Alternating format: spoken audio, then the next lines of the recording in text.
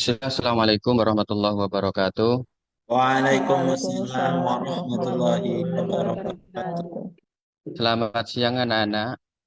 Siang Siang, Pak, Pak. Bagaimana kabarnya hari ini? Ada yang Alhamdulillah Alhamdulillah. sakit? dulu. Semangat, Pak. Ada yang Sehat. ada yang sakit hari ini? Tidak, Ada Pak. tidak anak-anak yang tidak? Semua Ya, masuk, Pak. alhamdulillah. Nihil. Ya, alhamdulillah. Untuk mengawali kegiatan pembelajaran kita di siang hari ini, mari sebelumnya kita buka dulu dengan berdoa. Silakan untuk ketua kelas untuk bisa memimpin berdoa. Silakan untuk Mas Anwar ya. Baik, Pak. Baik, teman-teman. Mari kita mengawali pembelajaran kita dengan berdoa terlebih dahulu. Satu, dua, tiga. Raditu billahi Billahi robba Rabbah. Alhamdulillahi Rabba Islami Wabillahi Dina Muhammadin Rasulullah Nabiya Nabiya wa wa Rasulah. Rasulah Rabbi zidni Rabbi ilma. zidni ilma Warzuqni fahma. warzuqni fahma Amin. amin. Ya, terima kasih ya untuk Mas Anwar sudah memimpin doa.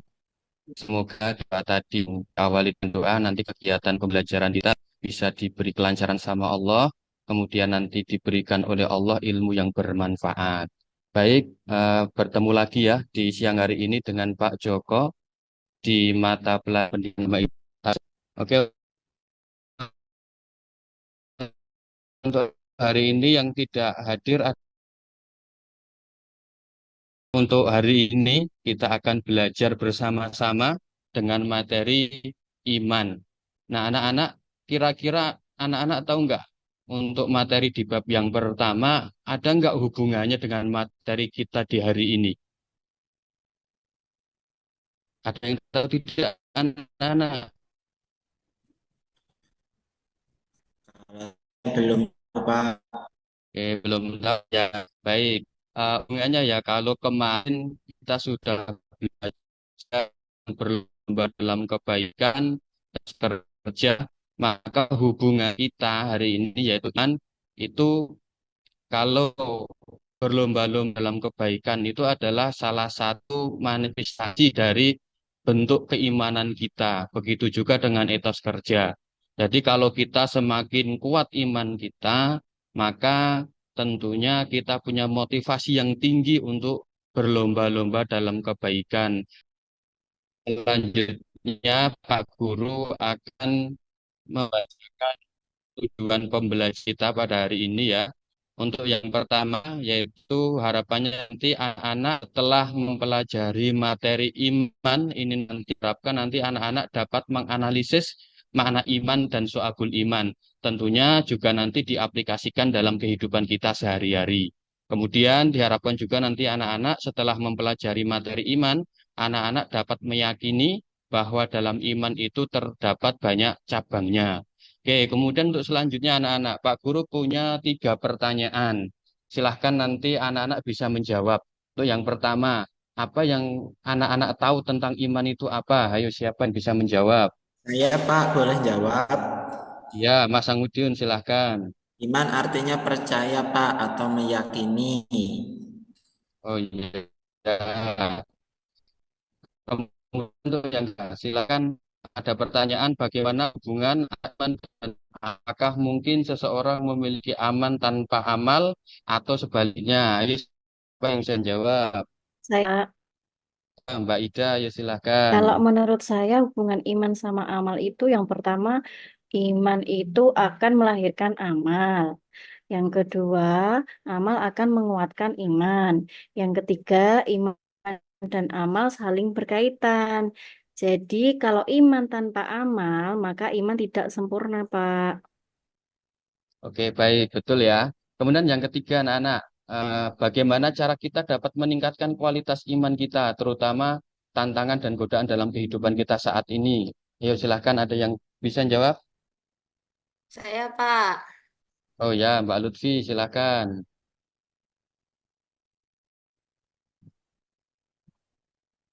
Gimana Cara Mbak kita Lutfi? itu dapat meningkatkan kualitas iman kita itu yang pertama menurut saya itu meningkatkan pemahaman agama, kemudian yang kedua meningkatkan amal soleh, kemudian eh, yang ketiga yaitu menjauhi segala bentuk kemaksiatan. Oke, baik ya. Berarti sudah ada beberapa yang paham ya kaitannya tentang iman. Tapi sebelumnya Pak Guru sedikit akan menjelaskan ya berkaitan dengan iman itu apa. Oke, yang pertama yaitu makna iman. Ya, iman itu seperti yang disampaikan sama Mas Sangidun tadi ya, artinya adalah percaya atau yakin, yaitu dari kata dasar yaitu amana yu'minu imanan, yang artinya adalah percaya. Tetapi pertanyaannya anak-anak, apakah iman itu hanya cukup kita percaya saja anak-anak? Tidak, Pak. Tidak. Kalau tidak harus bagaimana Mas Sangidun? Ini harus diucapkan dengan lisan juga dan diwujudkan dalam bentuk perbuatannya, Pak. Oke, benar ya. Jadi iman itu tidak cukup hanya kita percaya saja, cukup hanya kita yakin saja, tetapi harus juga diucapkan dengan lisan, kemudian dibenarkan dengan hati, kemudian yang ketiga harus kita buktikan dengan amal perbuatan. Ini juga sebagaimana hadis Nabi. Ada yang bisa membacakan nggak ini anak-anak? Kalau boleh saya lagi, Pak. Oke, Mas Sanguddin, silakan. Sangidun, Pak, bukan Sangudin. Nama saya salah Oh, itu. oh iya, maaf Mas. An Ali bin Abi Thalib radhiyallahu anhu qala Rasulullah sallallahu alaihi wasallam al imanu ma'rifatun bil qalbi wa qaulun wa bil lisani wa amalun bil azkan, rawahu Ibnu Majah, yang artinya dari Ali bin Abi Thalib radhiyallahu anhu berkata, Rasulullah Shallallahu Alaihi Wasallam bersabda, iman adalah tambatan hati, ucapan lisan, dan sisanya tertutup, Pak. Artinya nggak kelihatan. Oh ya, bentar.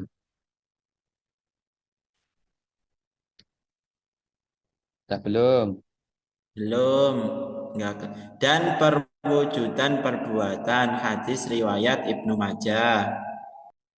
Ya ya, jadi dari hadis ini ya dapat kita simpulkan. Jadi iman itu kata Rasulullah tidak cukup hanya di lisan. Jadi An Ali ibnu Abi Thalib radhiallahu anhu qala Rasulullah Shallallahu alaihi wasallam.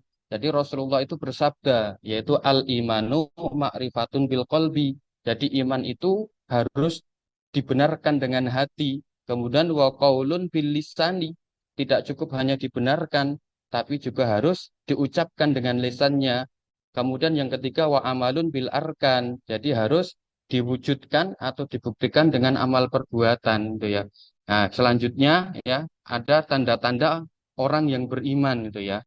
Yang pertama ya tanda-tanda orang beriman itu apabila disebut nama Allah hatinya akan bergetar. Jadi kalau orang beriman itu kalau nama Allah itu disebut, hatinya pasti akan bergetar. Contohnya apa? Contohnya yaitu ketika azan dikumandangkan, ya ketika mendengarnya berarti langsung segera mengambil air wudhu dan segera sholat, bukan malah santai-santai itu ya.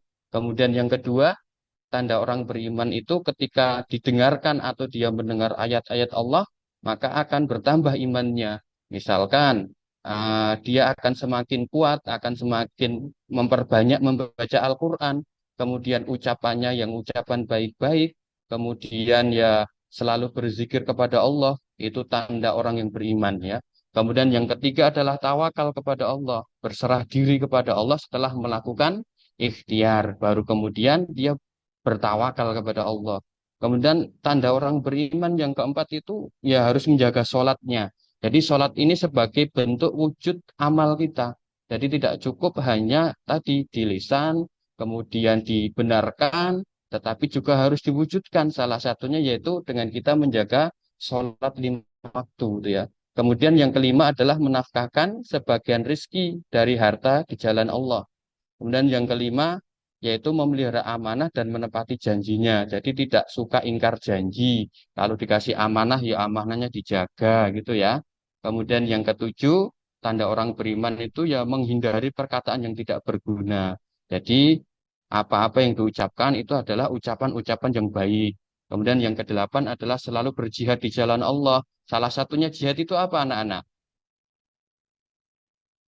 Salah satu bentuk jihad di jalan Allah itu apa ya anak-anak? Menahan hawa nafsu yang jelek-jelek, Pak. Ya, menahan hawa nafsu. Juga termasuk yaitu kalian belajar di sekolah. Kalau kalian niatkan lillahi ta'ala, itu termasuk bentuk jihad di jalan Allah ya.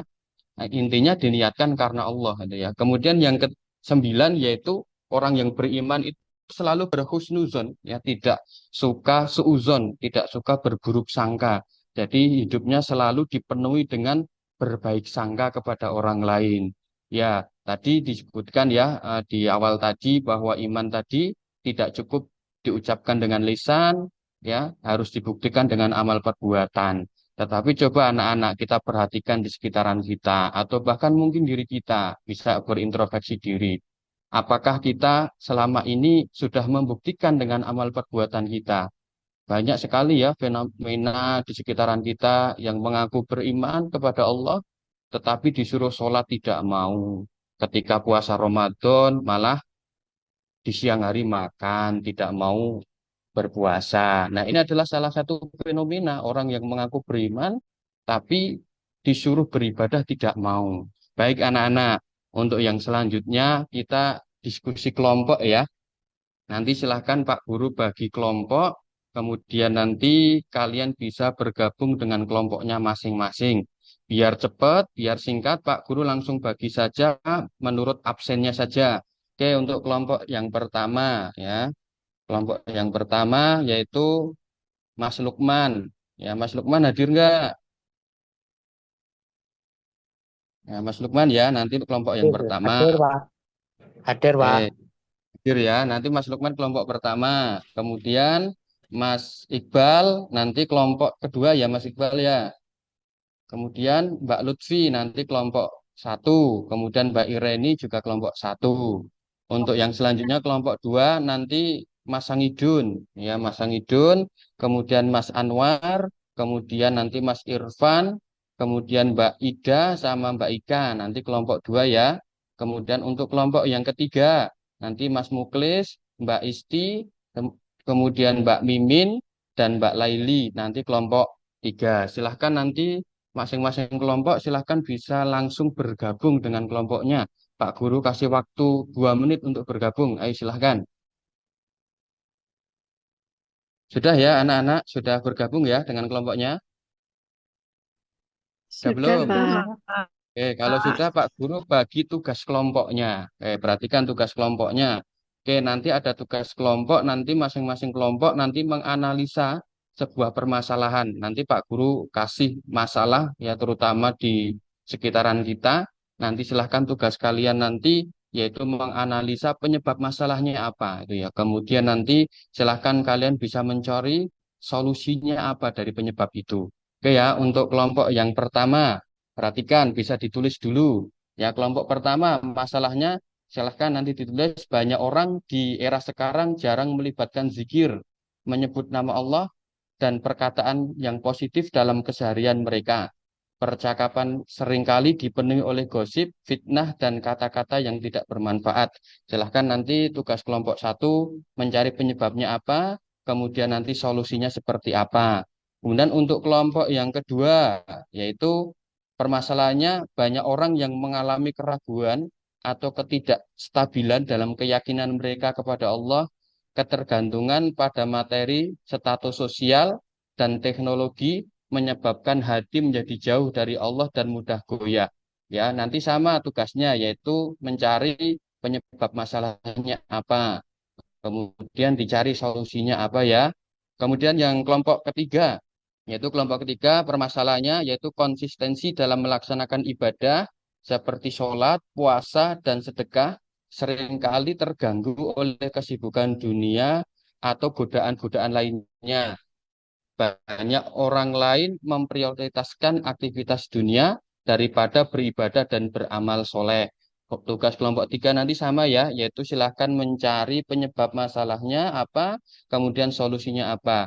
Silahkan bisa berdiskusi dengan kelompoknya masing-masing. Pak Guru kasih waktu 15 menit cukup ya? Cekap, Pak. Cukup, cukup ya. Silahkan Pak Nggih, Guru cukup, kasih Pak. waktu. Oke, Pak Guru kasih waktu 15 menit dari sekarang. Silahkan bisa dikerjakan.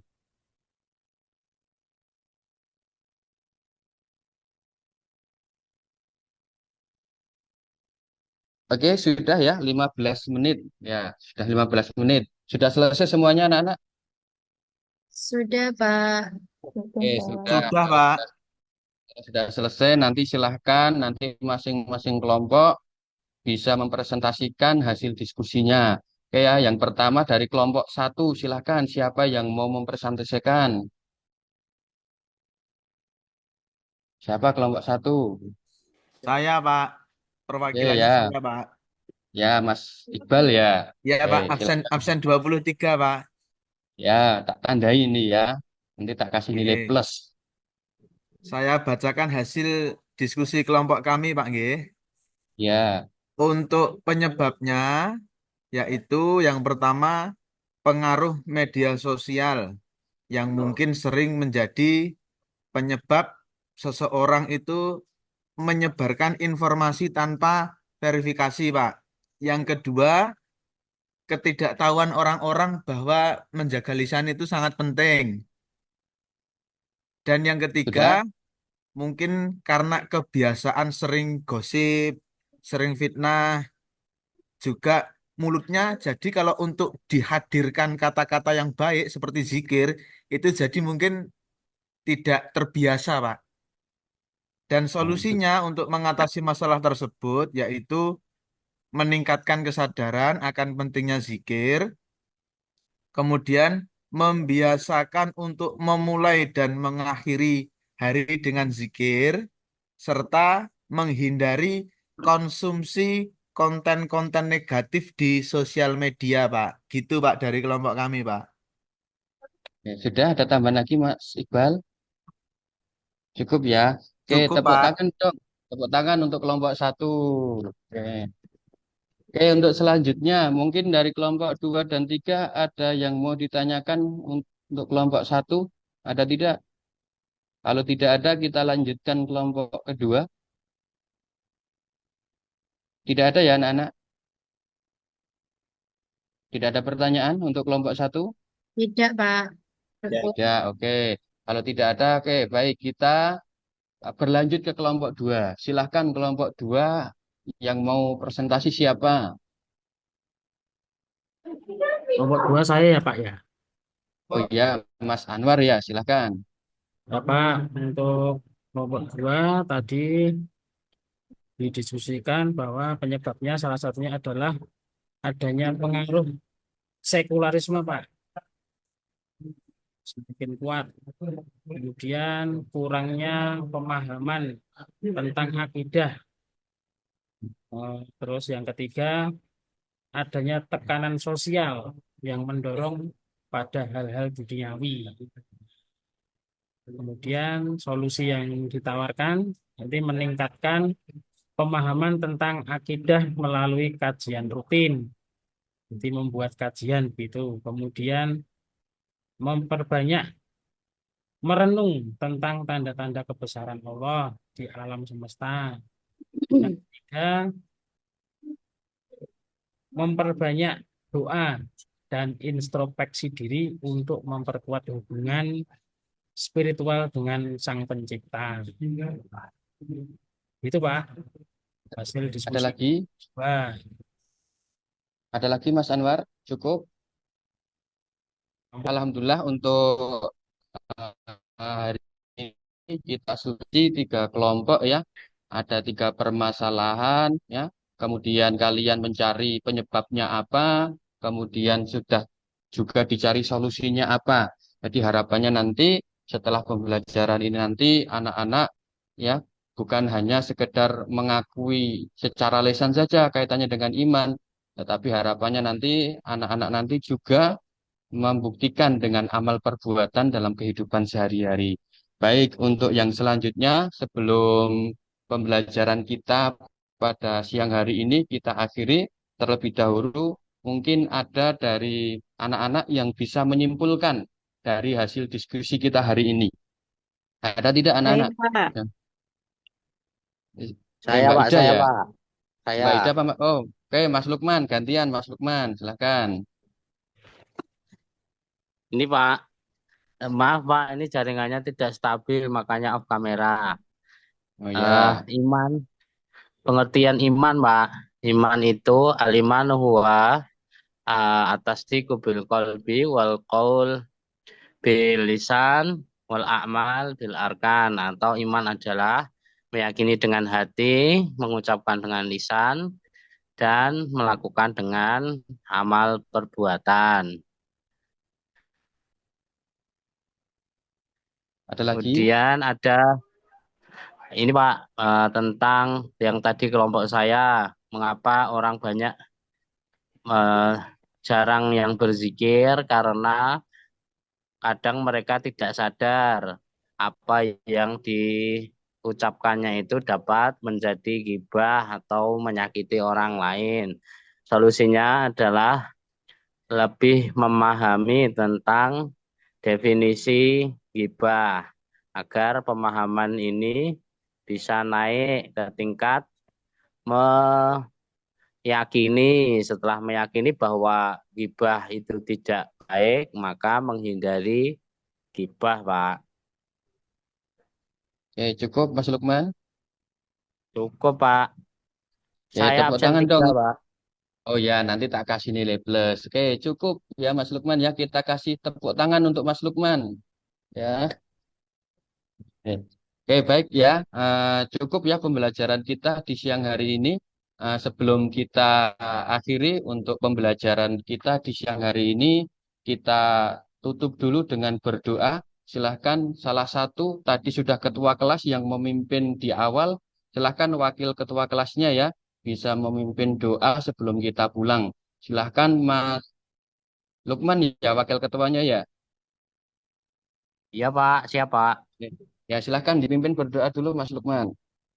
Baiklah, kita tutup dengan bacaan hamdalah dan kafaratul majlis.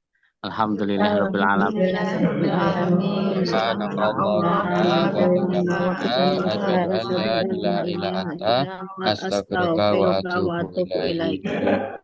Ya silahkan bisa pulang dengan hati-hati ya, jangan ngebut-ngebut naik motornya. Dari Pak Joko sekian, Assalamualaikum warahmatullahi wabarakatuh. Waalaikumsalam. Waalaikumsalam warahmatullahi wabarakatuh.